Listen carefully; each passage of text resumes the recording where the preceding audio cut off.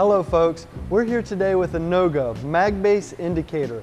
We really like these things. They have a fine adjust up by where they hold the indicator, and some of them have a fine adjust at the base. Some of them don't have a fine adjust. We've come to really like that feature, so we went ahead and made our own. In this video, we walk through some of the design, CAD and CAM tips and tricks that we used to make this fine adjust for a NOGA mag base. Welcome to another Wednesday Widget. There are a couple of reasons why we wanted to make this fine adjust base. First off, it is just a fun little project. If you're interested in making this base, it can be an awesome opportunity for you to further develop your skills as a machinist. But second off, it really is superior to have a fine adjust at the base of the assembly. You can see here that as I try to adjust the fine adjust up by the indicator, the entire assembly is moving and shaking. Now this is a tense indicator, so it's really going to show any kind of movement. But as I move down to adjust the indicator at the base, I'm able to get a grip on the assembly at a much more rigid location and turn the knob slowly, carefully in order to dial that indicator just into where I want to see it. Before diving into reverse engineering any part, it really helps to understand how the mechanism works. So if we look at this fine adjust base, the spring action is coming from some tapered washers that are smashed between the base and some flathead screws. Then the base is going to pivot around a couple of steel balls against a hard stop, which is ultimately the bottom of the threaded rod. If we look at this original fine adjust base, there are quite a few slopes and curves that are really not essential to how it works. We're going to design ours with more flat surfaces, so that way 2D toolpaths will be just as effective. It'll be easier to design, easier to program, shorter cycle times, but work just as well. We pulled some measurements off of the original fine adjust base just for a good reference point. Even the hole locations of our reverse engineered base really aren't that critical. So the important part is that we make our base and then the modifications to the magnetic base the same. As long as we stay consistent throughout our process, the end result is going to work. One thing in this design that is critical for us to get right is the center threaded hole. That is an M8 by 1.25 thread, and we're going to use a tap to create that thread. I also looked around the shop before we got started to find a good socket head cap screw to use for our adjustment bolt. I found an M3 by 0.5. You could adapt that to whatever bolts you have laying around your shop. Once we have a 3D model created of this part, it really isn't too complicated to machine. There are plenty of exceptions to what I'm about to say, but generally the best practice is to remove as much material and finish as many characteristics as possible in your first operation. So we decided to machine the top side of the part first rather than doing the bottom side first. We're going to spot the hole, drill, rough out the part, come back with a finishing strategy of 2D contour, and then chamfer the edges.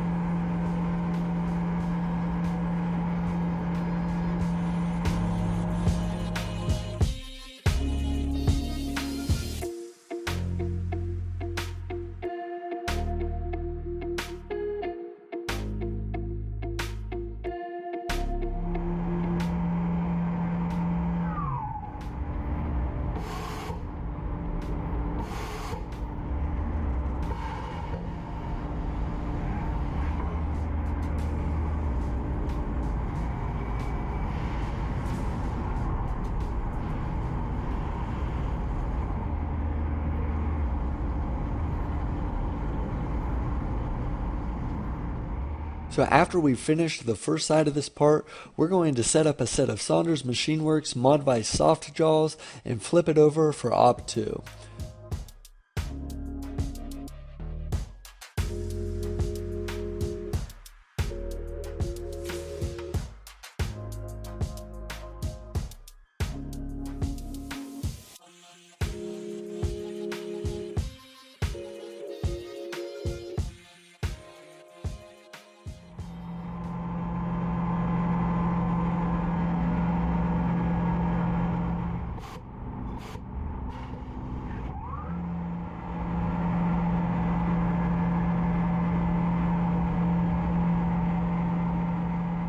For the second operation on this part, the most reliable way that we can remove that material on top is going to be from the outside in. We can do this with a 2D adaptive by selecting the top surface as our geometry. We then give it a stock contour, and it's going to look to our stock size in our setup in order to know how much material there is to clear. It's also important to note that in order to get this toolpath to generate, there has to be some stock set up above the part. So if I were to offset this from the top and give it a 0 offset, when I try to regenerate this 2D adaptive that clears the top, it says empty toolpath. So if you're having problems with this, make sure in your setup that there is some stock above your part.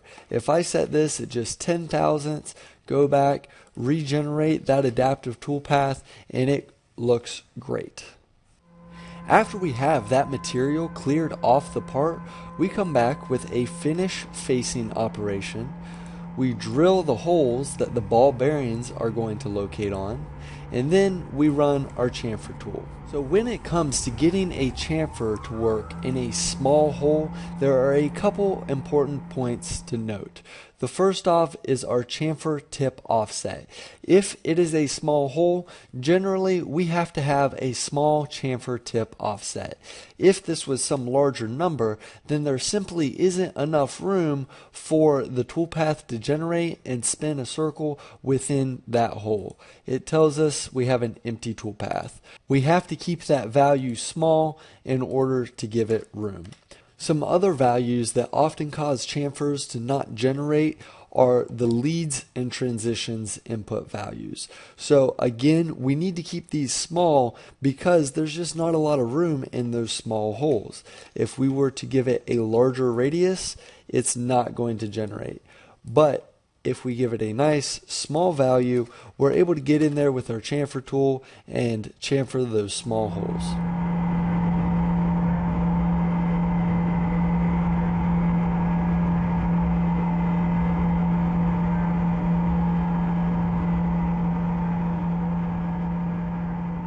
So now that we have the base of the fine adjust finished, we're ready to modify the mag base itself. So we just need to drill and tap a couple of holes, but honestly, I was kind of nervous about this. I'm really not sure what the inside of one of these mag bases looks like, and it doesn't appear that there's any non-destructive way to take this thing apart. So I nervously held my hand over feed hold as the drill bit went down to a depth of a 1/2 inch. It drilled fine, it tapped fine, the mag base mechanism still works great, but I wish I had a better answer for you other than a 1/2 inch worked well. I don't know how much clearance we actually had.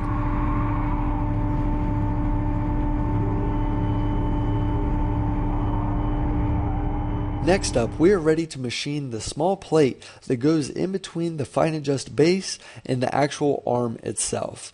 So this piece is small and thin and is not going to work very well if we try to hold it in a vise. So we decided to use super glue and masking tape in order to make this part. We start out with a piece of stock. We're just going to clear off the top and finish face it.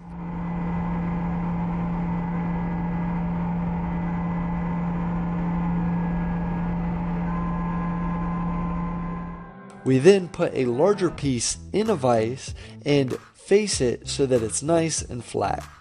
We then apply the tape, glue them together, and we can come back with an adaptive finish facing, contour the outside profile, use a boring operation to make the center hole. We can chamfer the part to where it's all done, and then simply just break it off from the super glue, and we're done, ready to go. So the last part we need to machine here is the knob for the fine adjust screw. We designed this knob to press onto the top of the socket head cap screw that is going to run through the fine adjust base and then be the stop against the mag base itself. So when we designed this, we designed a relief to where the first 40 thousandths were slightly larger than the diameter of the head of the socket head cap screw. This allows the bolt to get started straight, but then press into this final diameter. My first attempt at this, that bore was too tight. There was about 1 thou of press, but when I took it over to the hand press and tried to press the bolt in, the bolt bent and it didn't go into the hole. So for the second attempt, when I came back with my 2D contour, under the passes tab, we have the option to select stock to leave. We can actually leave a negative value in here that will make the hole larger than what the actual model represents. So this is just another option to be able to dial in tight tolerances without storing tool diameters in the control itself.